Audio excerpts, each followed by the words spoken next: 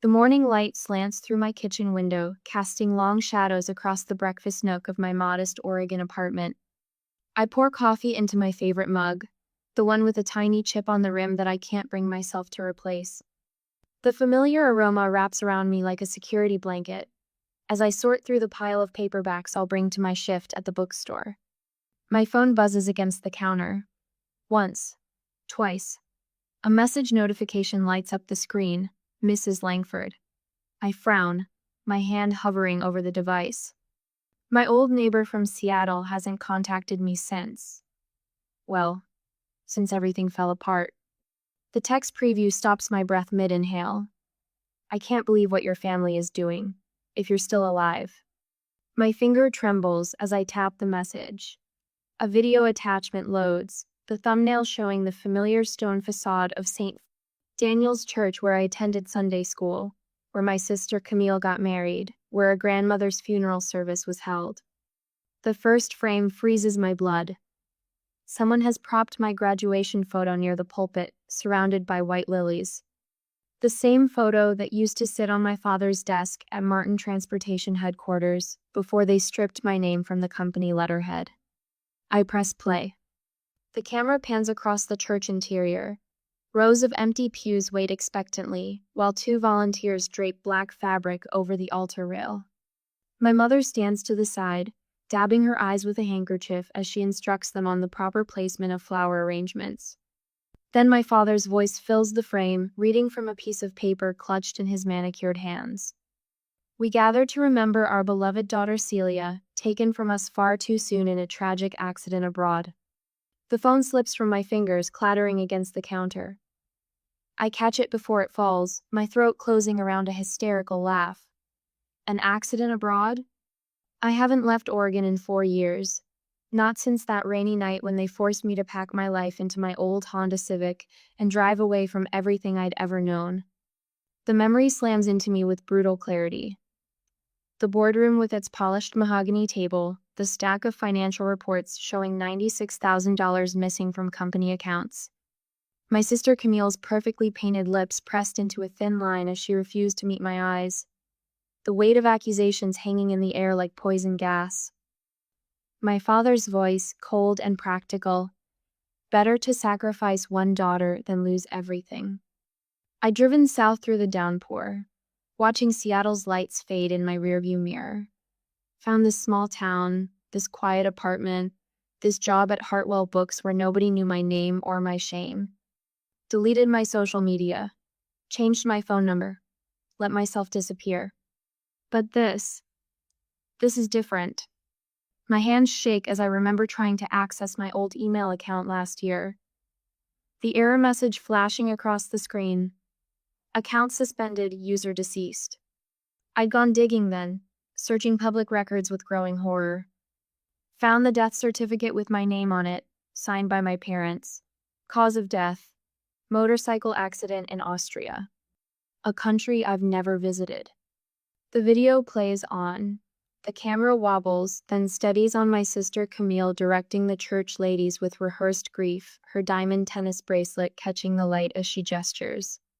The same bracelet she wore the day she stood silent, while they accused me of stealing the money she'd embezzled. I tap the screen, freezing her face mid-instruction. Study the satisfied curl of her lips, the calculated performance of mourning. My fingers find the manila folder hidden behind my cookbooks. The one where I've been collecting evidence, bank statements, company documents, newspaper clippings, proof that I'm still here, still breathing, still fighting. They didn't just disown me.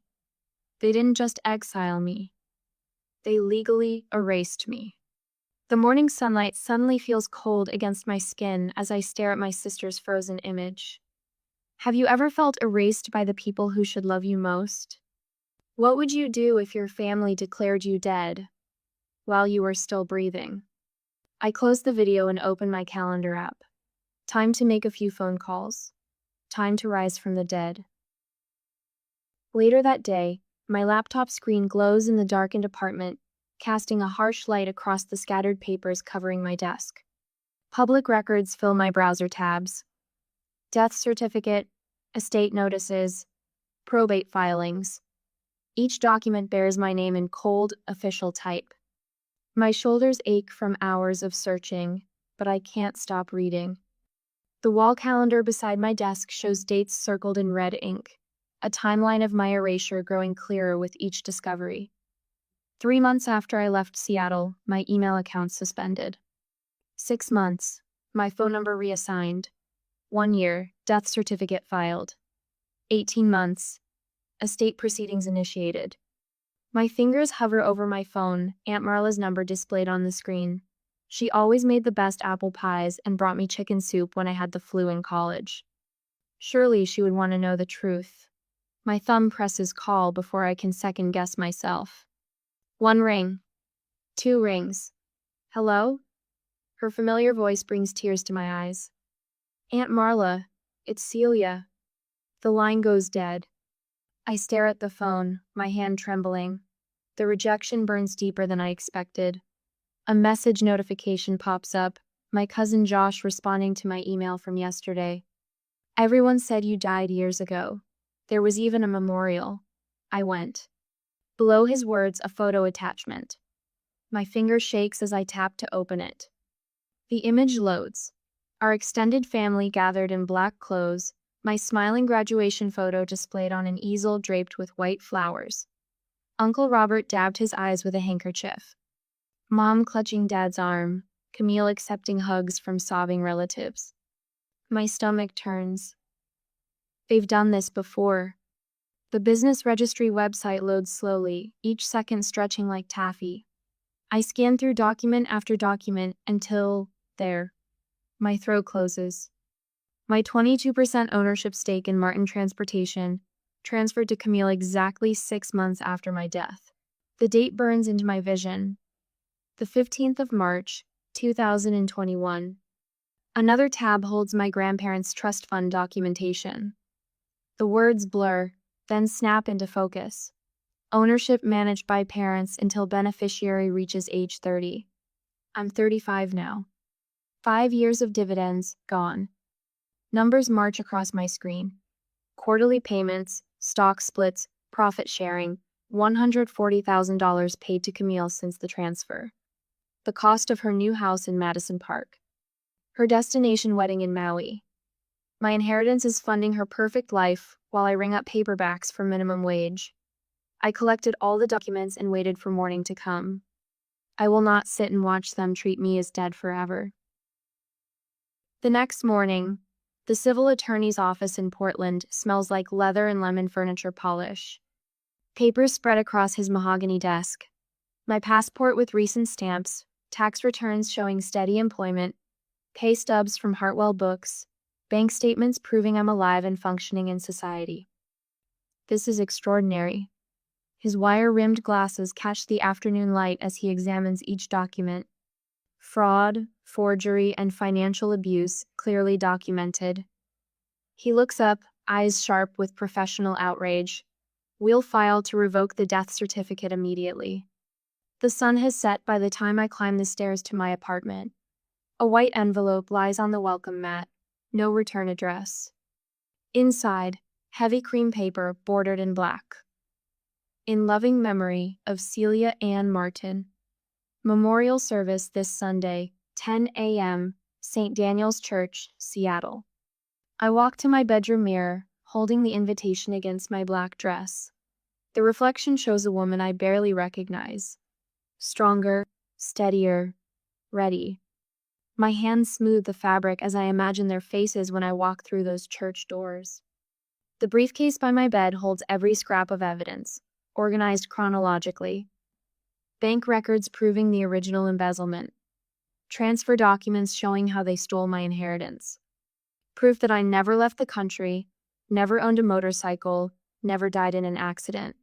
I call my attorney immediately. You've built an airtight case. My attorney's voice holds quiet satisfaction as we review the final preparations through the phone. The death certificate will be revoked. The asset transfers were invalidated.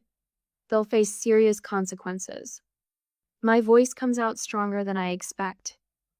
I'm not just going to file paperwork, I'm going to face them. The next morning, in his office, he helps me prepare additional documents, sticky notes, marking signature lines. Maximum impact, he says, but everything is completely legal. I practice my words in front of the mirror each night, watching my voice grow more confident, my spine straighter. The scared daughter they cast aside transforms into something else entirely, a woman claiming her justice. Now, justice leads me back to the place where silence once lived. The Seattle skyline appears through my windshield, familiar spires against gray clouds. St. Daniel's church spire rises above the trees, its bell tower where I used to watch sunsets as a teenager. My hands tremble on the steering wheel despite my white-knuckled grip. Would you have the courage to walk into your own funeral? To face the family that tried to erase you? What would you say to people mourning someone who isn't even dead? The church parking lot fills with expensive cars. My old life, parked in neat rows. I went to the hotel straight from the airport to rest and prepare for the D-Day. The Sheraton's bathroom mirror reflects a woman I barely recognize. My fingertips trace the outline of my face, searching for familiar angles beneath the careful makeup. Behind me, the hotel bed disappears under a scatter of documents, financial records, social media screenshots, newspaper clippings, evidence of a life I'm supposed to have left behind. A Seattle Times article catches my eye on a small desk next to the bed. Martin Transportation expands West Coast operations. The photo shows my father cutting a ribbon, Camille beaming at his side. Her diamond tennis bracelet glints in the flash of cameras, the same one she wore the day she watched them exile me. My phone buzzes. Instagram notification. Another photo of Camille living her best life, stepping out of a new Mercedes, shopping bags hanging from both arms. The caption reads, "Retail therapy, blessed." The comments overflow with heart emojis from our old social circle. None of them questioning how a mid-level marketing manager affords a lifestyle that would strain a CEO's salary. The stack of emails makes my stomach clench. Formal discussions between family members about Celia's estate.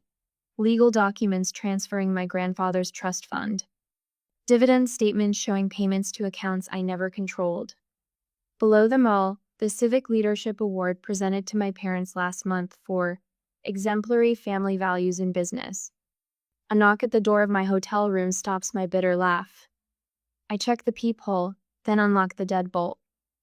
Marcus Chen slips inside, his accounting department badge still clipped to his belt. 10 years as Martin Transportation's lead auditor have added silver to his temples, but his eyes still hold the same sharp intelligence. Jesus Christ, Celia. He stands frozen, briefcase dangling from nerveless fingers. When you called, I thought someone was playing a sick joke. Good to see you too, Marcus. I gesture toward the desk chair. Coffee? He shakes his head, still staring. 4 years, they told us you died in a motorcycle crash. There was a memorial and everything. Technically, there were 2 memorials. I pour coffee anyway, needing the familiar ritual. Tomorrow makes 3. Marcus sets his briefcase on the desk with careful precision. The latches click open like gunshots in the quiet room. I brought what you asked for. Internal audit records, transaction histories, everything from the quarter when. He pauses. When you left. When they forced me out. I correct gently. The papers he spreads across the desk tell the story in cold numbers. Money siphoned through shadow accounts. Camille's fingerprints all over the transfers she blamed on me. I'll testify, Marcus says suddenly. About the embezzlement accusations. About all of it. The coffee scalds my throat. Memory flashes. 12-year-old Camille crying in the school bathroom, mascara streaking her cheeks. 8th grade girls can be cruel. I had stood between her and those bullies, small fists clenched. Nobody hurts my sister. My reflection watches me set down the cup. The woman in the mirror looks composed, professional. Only I can see the irony twisting her mouth. I touch the small gold brooch pinned to my lapel, delicate leaves surrounding a single pearl. Grandmother's voice echoes across years. Truth needs courage, sweet girl. More than love sometimes. Later that night, the journal on my nightstand holds weeks of preparation. Pages of scenarios mapped out, responses practiced, contingencies planned. Tear stains blur some of the ink. Not from grief, I finished grieving the family I thought I had. These tears fell as I wrote about what family should mean, about the difference between blood and loyalty, about justice being more vital than reconciliation. My hands steady as I sort documents into the presentation folder. Clear plastic sleeves protect each piece of evidence. My own death certificate, financial transfers, trust fund paperwork. Everything organized with surgical precision. The D-Day has finally come.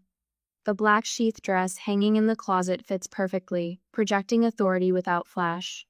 I stand before the mirror, practicing my opening lines. Not for drama, for impact.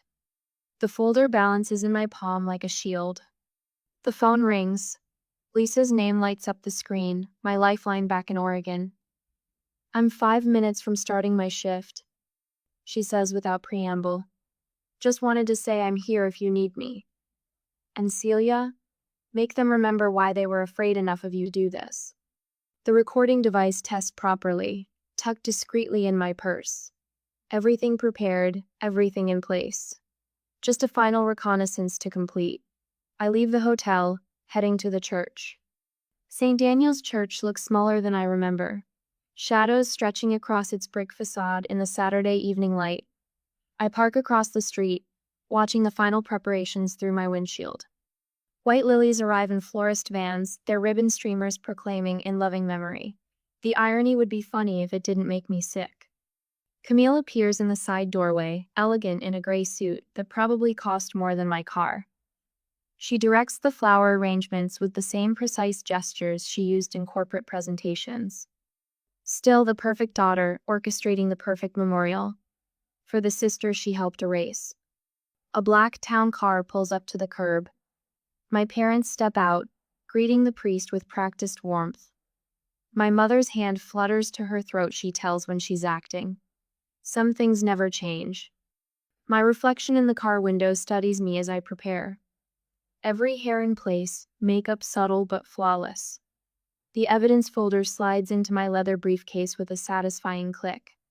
My attorney's text confirms the legal documents are ready. The church parking lot is filled with expensive cars. Black-clad figures move between them like shadows. My parents stand at the entrance, accepting condolences with dignified grief.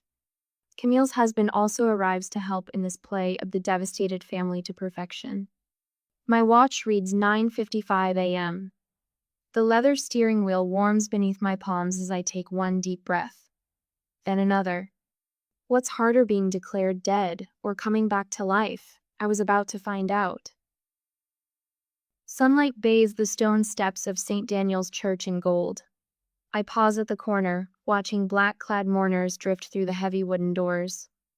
The spring breeze carries fragments of hushed conversations, punctuated by the soft click of dress shoes against concrete. My heart pounds against my ribs as I cross the street. Each step feels deliberate, measured, like walking through water. A woman in a charcoal suit glances my way, then does a startled double-take before hurrying inside. The fabric of my black dress whispers against my legs, the weight of my leather briefcase anchoring me to reality. The church bells begin their sonorous count to 10. 1, 2, 3. My fingers find grandmother's brooch at my collar, trace the delicate silver filigree. 4, 5, 6. She wore this same pin the day she told me. Truth needs courage, little bird.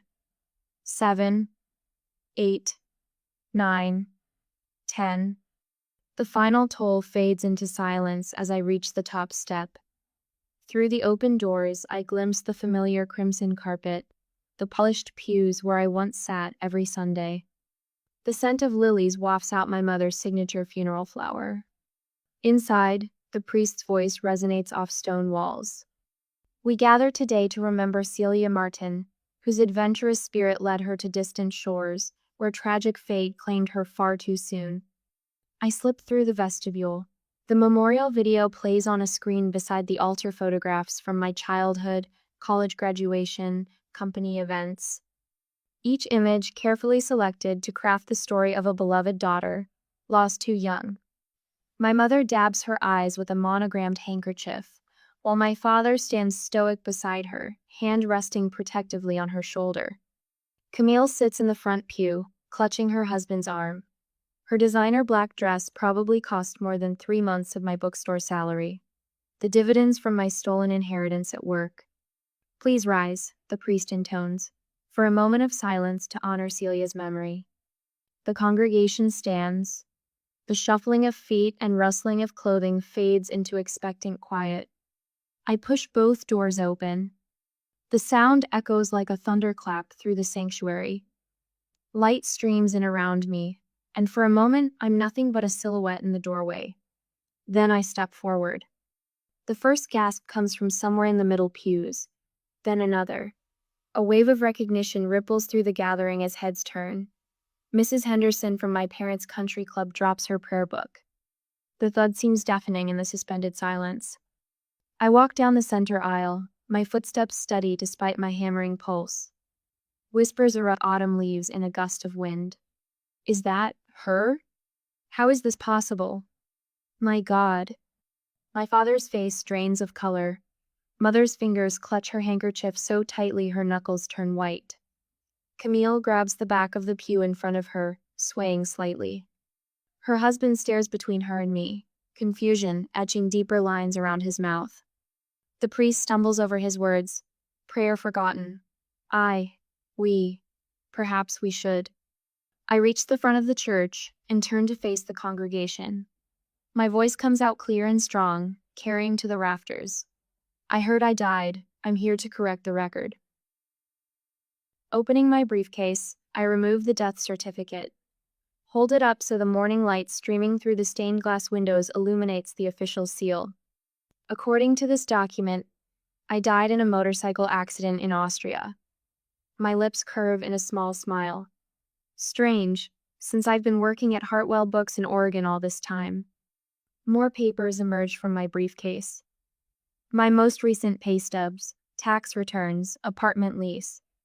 All dated well after my supposed death.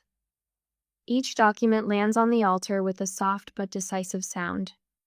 But the most interesting paperwork shows what happened to my 22% ownership of Martin Transportation after I died. My father steps forward, hand outstretched. Celia, darling, you're clearly unwell.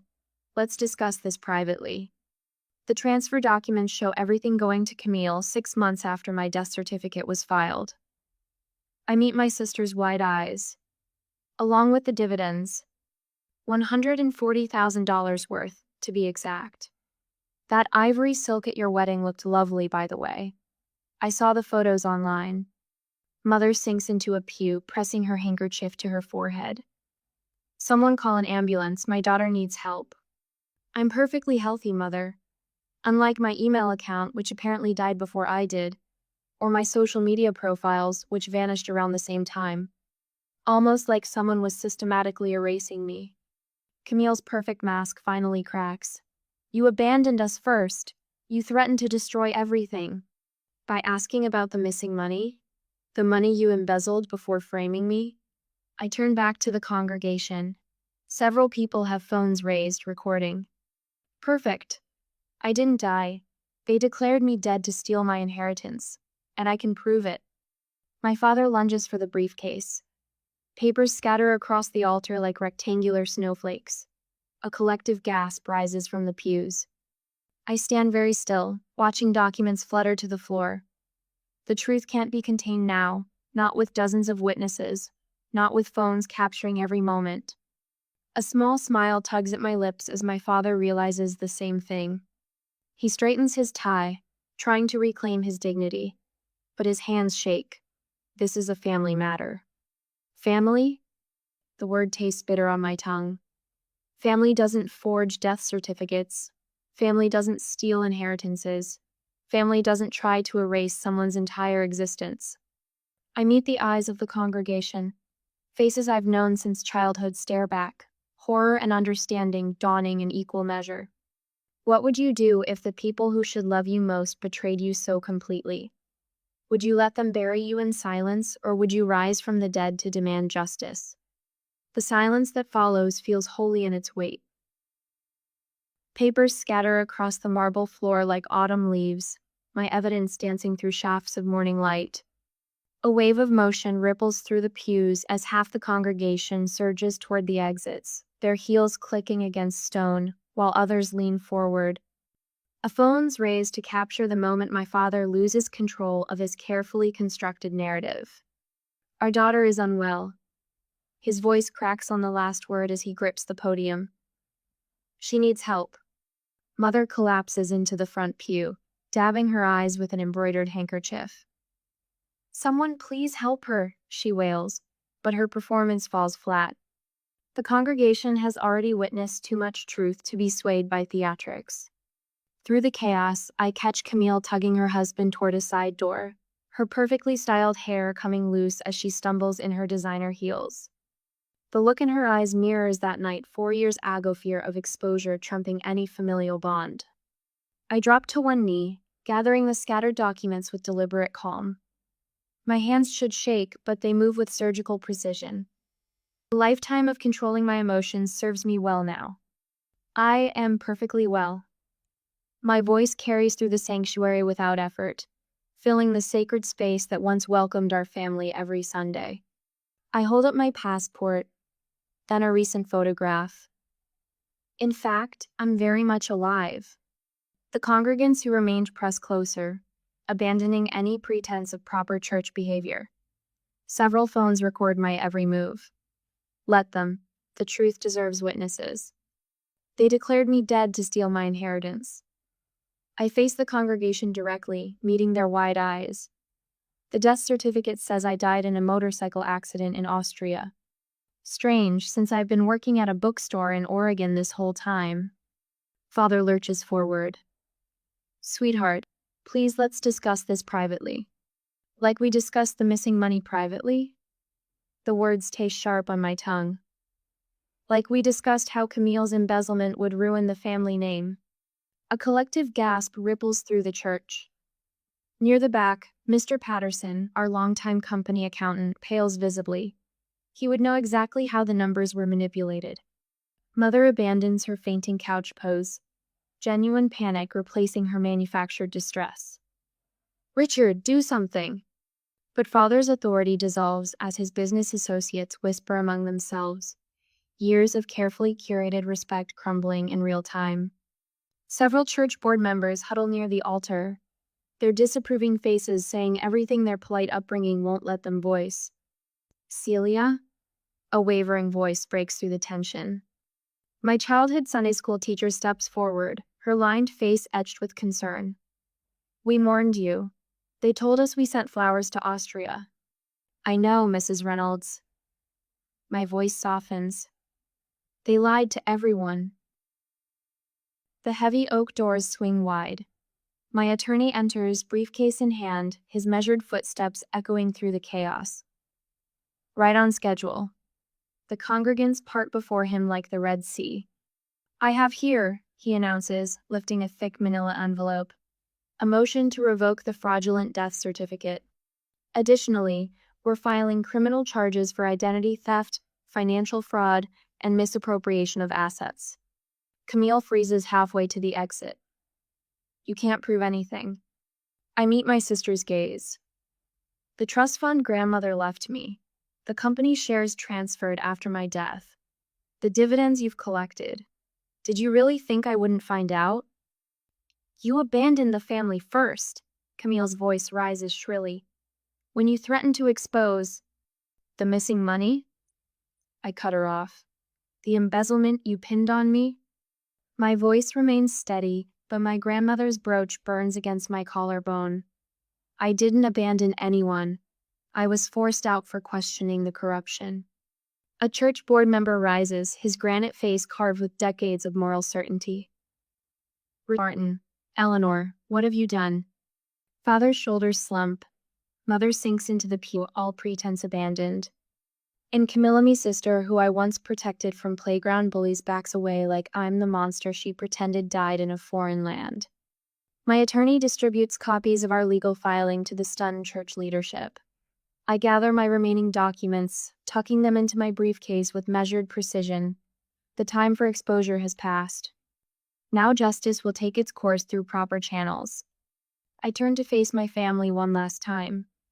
You didn't just disown me, you tried to erase me completely. The words emerge not in anger, but as simple truth. Family may be where wounds start, but truth is where healing begins. Pivoting toward the door, I feel the weight of decades of Sunday services, Christmas pageants, and family portraits lifting from my shoulders. The morning sunlight streams through stained glass, painting the marble floor in jewel tones, beauty emerging from shadow.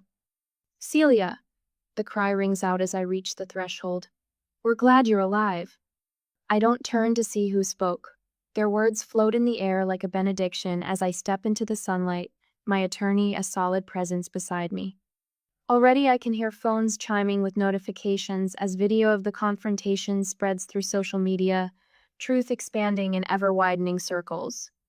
My heels click against weathered stone steps as Seattle's autumn breeze catches my hair. The same wind that once carried me into exile now lifts me towards something new. The questions that haunted my solitary nights have transformed. What rises from the ashes of a family's betrayal, justice, or bitterness? When is forgiveness less healing than a clean break? What blossoms in the space where blood ties once bound? The answers will come. But for now, my truth stands in the morning light, undimmed by any shadow. Sometimes the dead do rise, and sometimes resurrection requires leaving the tomb empty behind you. And when you walk away from the grave, sometimes you find yourself in a new kind of sanctuary. 6 months have passed, and I got back to my usual life, alive both physically and mentally. The morning sunlight streams through the tall windows of Truth Bookshop, painting golden stripes across leather-bound spines in the new rare book section. I pause between the shelves, running my fingers along a first edition Hemingway. The gentle chime of the doorbell draws my attention to the front, where a delivery man stands with a thick manila envelope. Signature required, Miss Martin. The words still catch in my throat sometimes. 6 months ago, I was legally dead. Now my name rings out in broad daylight, acknowledged. Real, alive. I sign for the package and carry it to my office in the back. The morning quiet settles around me as I slice open the envelope. Black and white newsprint spills onto my desk, another article about the Martin transportation scandal. My father's face stares up from the page, tight-lipped and gray as he exits the courthouse. The headline reads, Family Business Under Investigation. Identity Fraud Scheme Exposed. Behind my desk, 3 frames catch the light. The first holds my revoked death certificate, struck through with bold red ink. The second displays settlement papers returning my company shares with interest. The third, smallest but most precious, cradles a simple brass plaque. Truth Bookshop, where stories find light. My phone buzzes. A text from Josh. Just saw Uncle Richard's sentencing date is set. You okay? I tap back. Better than okay. The community center called yesterday, asking me to lead another workshop on financial literacy for seniors. Last month's session brought tears to my eyes. 4 different people stood up to share stories of family betrayal, of children or siblings who tried to strip away their autonomy through forged documents and false claims of incompetence.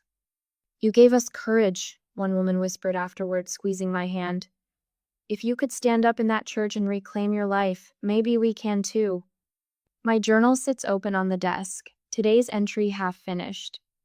The pages chronicle my journey from that first shocking video of my memorial service to this moment of hard-won peace. Letters from strangers who faced their own battles fill a drawer beneath, each one a reminder that truth creates ripples we can't predict. The bell chimes again. I look up to see Aunt Marla in the doorway, her silver hair caught in morning light.